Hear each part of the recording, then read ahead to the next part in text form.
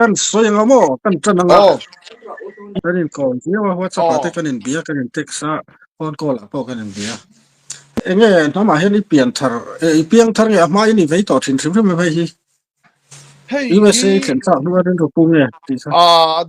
tun ma tangan dia ma se kan ti teng ma se ka ti lu na chan chu mi mol mi thiam na nei lo kan ni wang mi mol mai kan ni wang kan thu le la hian eng ma hi su ko tak tak don ka khet lo wang hian kan ka ngoi mai mai à hết tiếng in suy khom na le mi zo in suy khom na le in pum khan na hi mi zo ram tang nge in kan mi thiam te an chor chwalo chuan Mizoram pon lama zo fa te zong zong hi min hui khom thei lo wang kan du lo ni lo um din mo katita ni um chu ril ru chu kaputa a kati um ka te thu ka ziak ve hei thu na chuan kalom na ber chu Mizoram pum pui sarkar atang ngin le mi thiam tak tak anon out sok ta in pum khap na lama zorot ti a hei ka tam tak chu a lo ting ka hria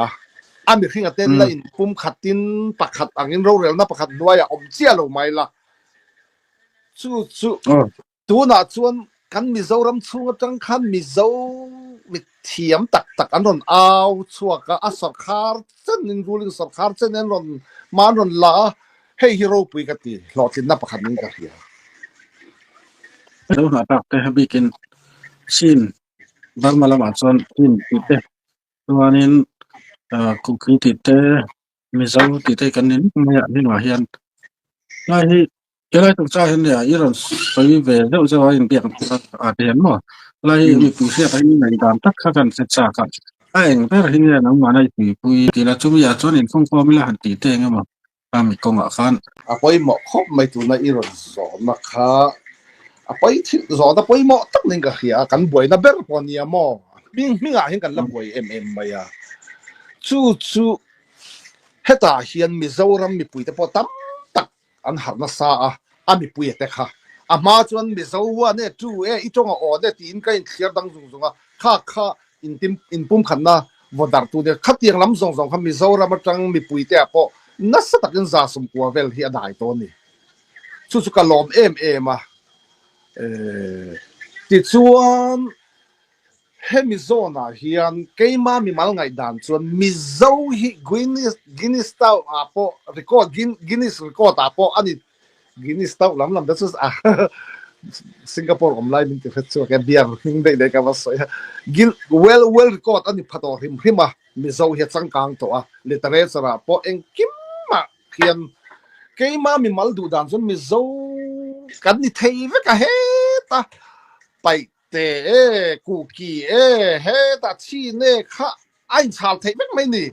kan ke ma mi mal ngai dan zon he ta hian mi so a hian dam thei sang kan du a ma ro chu an kan dam thei lo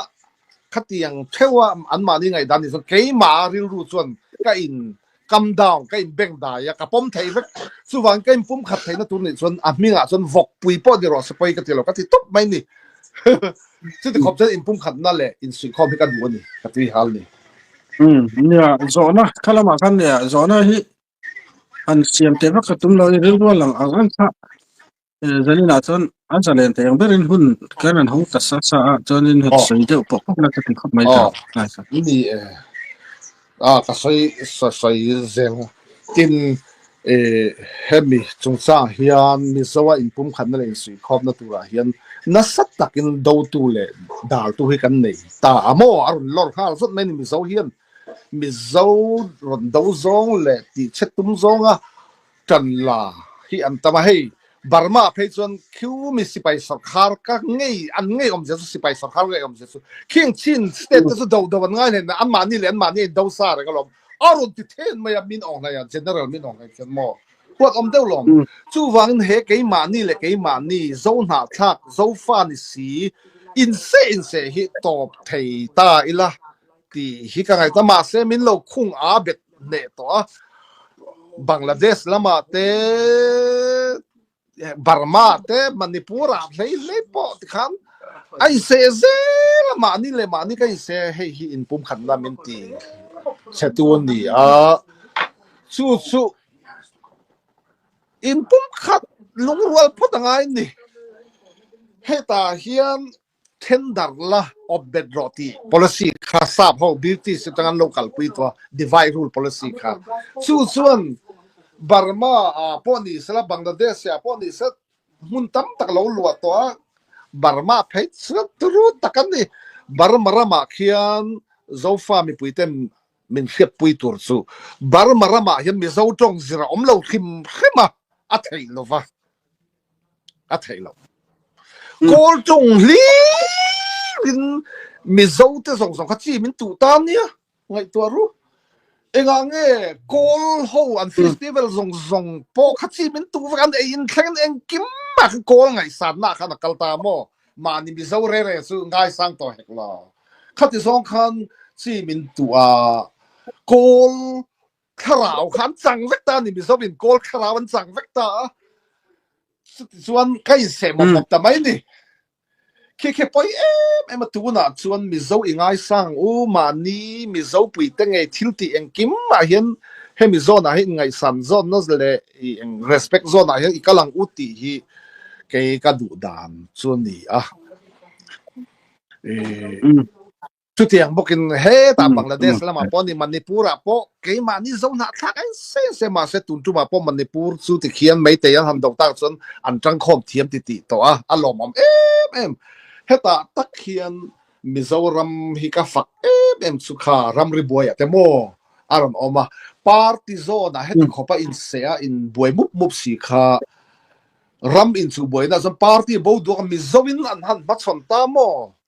khatiang zel tur khania tu na hian kimi Burma rama po chin Mizo state a khian Mizo emo chin emo po ni sek khan mi khlom khat khan ki kol Burma sipai ki han mat son tai la nga nge mo an ne lo te lu lang kol ram pum pu ka ti lo ke ma ni ram chin state a te so khian nia nga kan ne lo nga chu di ka soi tur vatam ve party le pathia sa khona lama chuan religion a chuan doctrine kan ti le party kan ti hian min chen dak tak chuan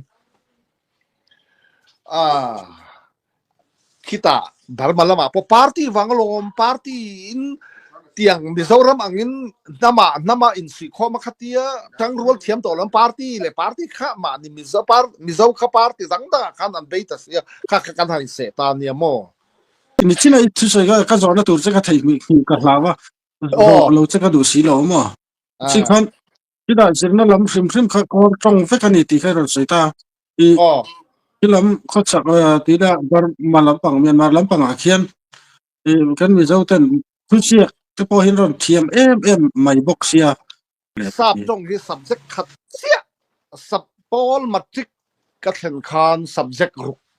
kan ne mo subject khat sia hi sap hin ka zir chok adang song chu kol Mizo was om lo re Mizo tong zir lo Mizo tong ro chu khami sikul kan han cho la thal la hian summer break hian that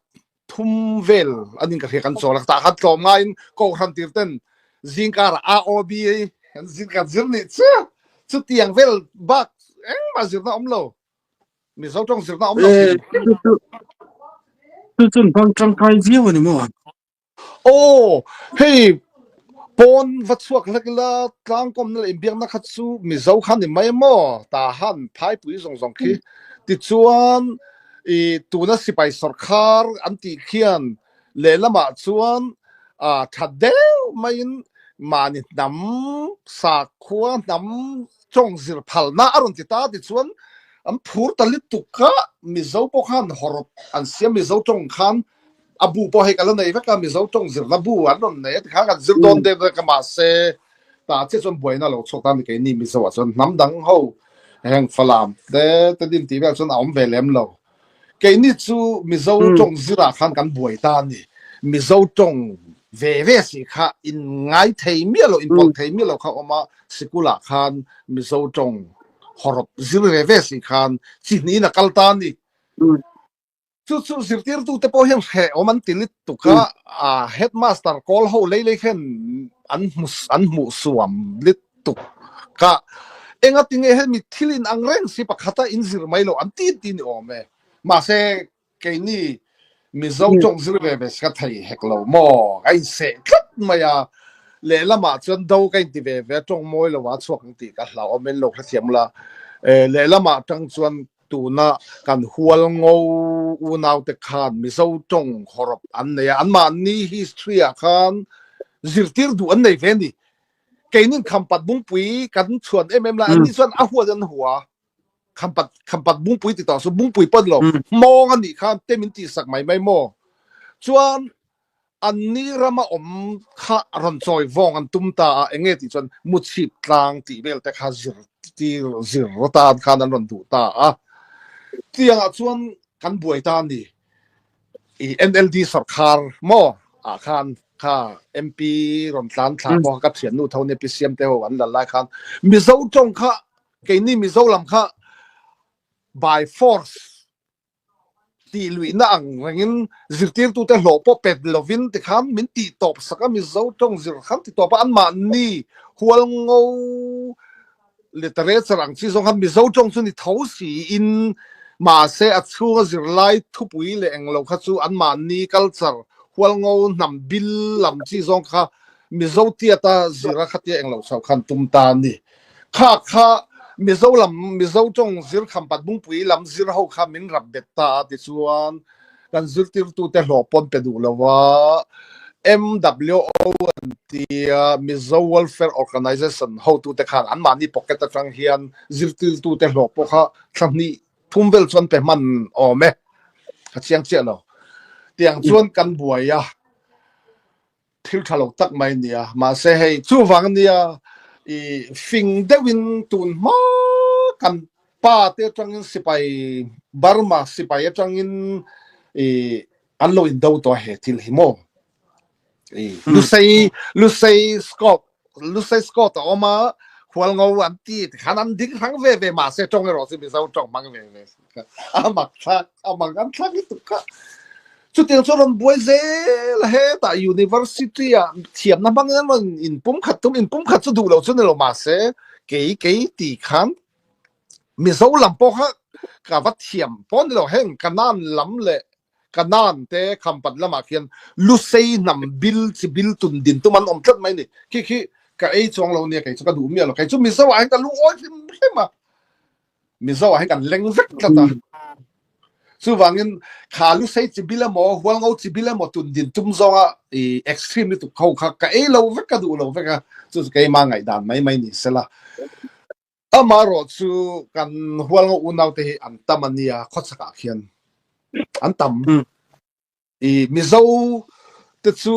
hey i he tangin mizo ba chuan tu po eng nam bil po kan leng veka fan ai po ni se mizo kan ni veka pai te po mizo kan aron mizo ti chuan leng ve an ni hual ngo chu hual ngo nam bil kha an om to kha kan tam khim khima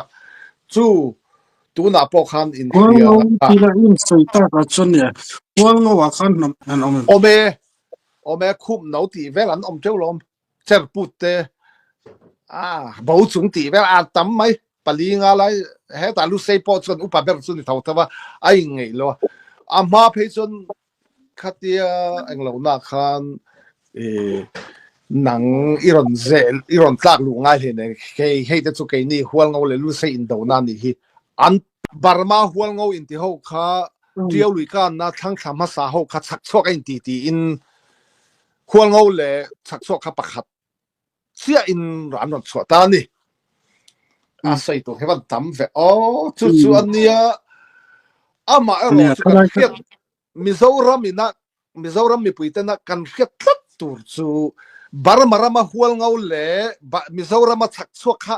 leile van anga in anglawan ni Mizoram chon chak chok ka Mizo dik tak hi an tam an wang via wang an Mizo li tu ma se Burma hual ngau kan ti ho khan an mong an kheu ta ni kha ni kha fir ya ka ti na chan pa mo palinga khan an ma ni chu le kha thiam tak an ni doctor ten ni ma se kai chu khatiang lam kha ka kher lem lo in pum khan na ti chatu lam kha chu ka do mia mai ni ka mo lang in mo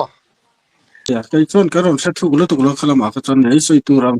giờ này ta cái soi cái đủ rồi cái khá là không chu Mizoram khan thang tla masa ma na thang tla masa ho kha Mizoram trial lian kan che khan sak sok ani ta ni sak sok mi anon pu dai o at thang chắc tla cái trăng o kho sak Burma om ho ki hual ngol lan direng voi ni thleng lan direng chu wangin an politic khel dan po hi Burma chon hual ngau kan ni ma se Burma trial li kan che in Mizo kan ni an non tili mia si ha khania kan tal bu kan tal bun chan chu chu wangin Mizo hi tui fin rian ta monga po Mizo kan ni ang khoya po kan lam Mizo ni mai chu tiangin ordum orsan ang na thailo ka tia ke chon mo tức là chọn impum khăn là tít thấy thì na chọn nó tắc cho này khá là khá chiang đấy usao cái này asol thì em đấy kan nó chiang tắc nó in pum khan na min ti chiat dan hi mo lăng đâu khá nên ngày đàn cái suy lò là cái gì in pum khan na min ti chiat dan chu e Mizo hian tui lo in Mizo tu na Mizo te na kan Mizo dan ang hen kal ve lo se a tha ma se anam bil si bil an tung ding tung ta Mizo te ta an din tum tat na kha Mizo kai si khom na min ti che tum tu nia Mizo hian Mizo in si khom te hi tu ma chi bil tun din tum kan lo enge kha fa nai pon an tum lo fa nai te su fa nai in pui po kan ne ran kha ta Mizo ra ma kor po min ron thom an tum lo an tam ni tu a kho pui thang om chau ral te po voi ni thang bible pon nei tong pon lo nei ma se an tum chuang lo Mizo kan lung oi ve khat yang kan lung oi ve mai ro se ka ti ni su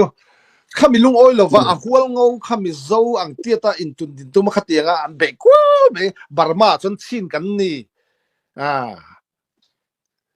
mà sẽ tiêu lùi kan sẽ chuyên xin kan ni to lo Mizo kan ni in rồi ti Mizo le MMC kha Mizo in pum khan na min ti chiat dan tak chunia ti chuan min ti chiat dan hi lo chi lo ngai Mizo ram mi pui te khan lo kha chiam hram ro ka sai don i anon ke tha ti khan tu na hian i chak chok kha anon kai ko tat mai ni chak chok la chuan chang the hek lo kan u na wan tia mo ni e ani lo kan ti mia lo kho changa chuan hual ngawan lo ni to ma se chak chok an thang ta pa sa wang chak chok ni ma se an mong ron khewa ti khan man ni a popular du oma tu na kan CM ka interview wa he ta zapan rama changin hual ngawi wangai sang ve anon ti dai tho kha kan tar min khong tu chu ni hual ngaw ngai san wang la man ni lo kai chuan Mizo tong in Mizo ril ru takin ka interview mai a biang ka be mai khami wang khan a chi bil ron phor la i khatia ron ti kha ka du ve lo wa a interview tu fa nai kan nia ka biang bia ka kan CM pulal du oma chak chuak kan ya chak chuak in tin na he ta zapan ram lama changa hual ngaw nu ina khatia ron ti kha i nam Mizo ka impum khan tur ti setu pakhat phot khatiang zel khan ya tu na aizola khan anon trim ngam lova he ta sia ha kan ti te long tai lam tang khian chin zong in manun la do na mo ke chu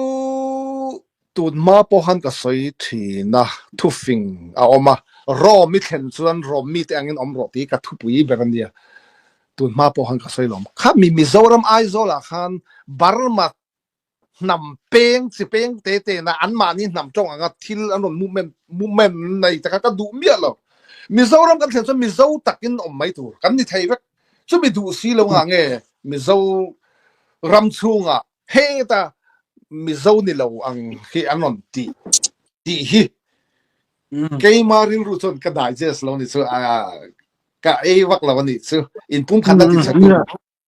ole khalam pon khania kan chơi đấy ta dewa cái đằng ka kan du chin le no kila trai ton tin boy na mun sang ha kan to ka so fa ten mo mi chung cha mai dan ni kan janga hi eng ra tha ara ko ring ni ya ka ring khop mai ra tha ara chuak don na en tim nan lam ka so fa te boy na en ton tu thata ka om to hei poi voi tam tak ke ma ngai dan so copy tu ring ka tia mi in mani in se kha pum khatin tikhian do pakhan nein an ma chona tiang che khen tang rual thiam zelila he boina hian ra tha chu don chuan tun nai te a khan devita tual thi chung sang kha he hi sai lo ka sai lan lo he a khe om ka tia a khe tu tan an mi thi nei tu te tan chu te tan ngai thak ro ma se min lo kha thiam pham so he thil hian mi zo ka pum khat na a sui khom don ka khat khat ni a thi chu lo thi ta lo to a chu te tan pon tor a khe omanga ha jelal ro sang te nan tlo a khang te pokan lo na ro pui chuan hemizona hian USA mizo te po hian i donation aron khona khon tunu mai chanu la kha pilinda sang thang pui scholarship nu nia aro pui tak tak te khan a thei thein donation non tia tin he thil hi david aral na chungsa khan hei hi khatia donation USA mizo te pon donation an khon tia khan i MSA malak na ang khan in lo ngai plang ti ka hlawa heng thil hi NGO anga malaka khatiang mi mal cheto na kha NGO pui thok so ka malak na chi ni lo mo amaro tu na tu te chu anu tor na tor pui tu te sam ral na sum khamiat thin lunga thok tu te kha mi zo takin ni kan nan ti ve do ni kha at pek thai to lawa kha to ing tinge lam na dollar sang ni ve tlem te tla in ka ria dollar sang ni ve chu tling ve a tiang chuan mizo hi hei kat chui na cha mas ber zon mizo isi khom na kan tie mizo kan ni ti chun mizo an ni mai ti khan ni ngoi teu katik khami chuwa khan mizo ni na hi hemi zo fa te chin lung chuak ni na mai hi ni lo thi sena ni ti kha karon sai le thi sena hian mizo ni nei kan thi sena zo kan ni ka ti chu po su tu da ka du to lo ka ka du to lo ti leila mizo kan ni na hi pakhat te ka so mizo ni na afia na chu heng chiat ni that ni kan to a hian le tan pui ngai tan pui ta te a hian mizo kan ni na lang chok thin hi se moi tak lang chok thin hi hei hi a mizo kan ni na dik tak zok din ka khata mo hetiang ngoi bo san thei dai hi su mizo a hian ka chiat thei lo re ke chu bak tak pak top lampang kan nei cho to mai ngai wifi om lawa ka high speed azodon nain ka ria an sui bal ngai mo re lo te hun han mang le lo chonin kan du tok don yo ole minute khat minute ni kan minute nga arei bera kan la ne soi tur tama hei kan environment chu amala ma hangaron so zo ka ti hian ke chu ka man ni le ina ka in khung upa ka mana hun tam tak po ti don mala thema se kha nang mala ma khatiang kha har sam na on wangin kan du tok mai nga ka vei em khat chu mizo tu na hian mizo chi khang in pulal dom po USA ron kala ti khan kha athuiron ken kha mizo in si khom chu ni thoni mizo in si khom si kha India abet India sarkar be ati tlak kha zo fa te dang hian an digest thelo ni chu wangin keima atu na ka support dang chu zo ro movement hi aro pe ka tia mizo te hi ro rel na pakhat nuaya in si khom ma ro rel na pakhat nuai om hi ke katla du berania bul kan tan ek ha chu minitur chuan barmaram te Bangladesh tram te mizo zo fa de chen na khi aram sarkar asa thak sak don lo ektika ma sa thak sak don lo wa ke manin chang rual lung rual ta kan fight chu angai ta ni chu mizo na chuan ke ni yang mi mol thule hla chu eng ma ni kan mi thiam te po kan che chu angai ta ni hei ngo in tam lit tu ka mizoram ha mi thiam tam si han che chok sang chu kan thei ma yang hei pa ya har lo wang chu wangin I tu na ka soi du chu lung rual takin tang za hoila mizo tui ta zong hi pum khatin in si khomin ram khata kan ding chuak a ro rel na phan nuaya Israel te mania tuna nung ber independent country chu South Sudan khan ta a 2011 na independent na mu ve chawa chu wan kan la tai lo ve ho zo fa te in pum khatin ro rel na phan nuaya tuna po อินเดียรามามิโซรัมสเตทออกมาข้ากันปั้นข้อมากันตานเพราะว่าอันนี้สุดเฟเดอรัลนี่วางเงินไทยโตกินมินโลไก่กว่ามินโลช่ำดอลลาร์ล้อมกันล้อมมาอัมมารอสุกติดูสุทิลตักตักอินปุ่มขัดนั่นเลยอินสิคอมตูตักตักส่วน FM FR board ไงข้ามีรัมริฮุงค่ะ FMR มอเอาข้างตะข้ารถนี่เลยซีมูเกนจิมเนาะโอ้ฟรีมูเมนต์ริจิมค่ะอารอนตีอ่ะข้าตะข้างเกนี่มิโซรัมสเตทนั่นเราดูเราไทยต่อเราเซ็นทรัลสคาร์ตีต่อข้าส่วนอารอนตีค่ะเกมสมเล็กกับอินกัลปอไทยต่อแต่ข้ารถนี่เลยอ่ะข้าทิลดังนี่โลโซฟาเตฮีรัมทุมาเทนพันกันอมตีอ่ะแค่กูอ่ะแค่ลิตุกข้าก็อินปุ่มขัดจักตักินกันกัลงาอินดิเพนเดนต์กันเทียงินกันอมังตีเหลาเลียนนี่มาเสียอันเหลาตักสู่ตัวน่ะจังรัวละปุ่มขัดอินสิคอมากันนี่ตัวกันนี่ตุ่มคัดตัวส่วนนี้สุดมิโซดาส่วนเนี่ยโซโรมูเมนต์ที่ก็ลิตุกก็ชอบลิตุกตีนั่นสันปอมอเอาเลยสู่การใส่เทนรอเซ่จะมีตัวส่วนโซฟาดีสุดมาอ๋ออีกครั้งเนี่ยหุ้นดังเทปกันแล้วในตัวอะไรล่ะที่เริ่มสร้างกันในกรมเลยมาตรอ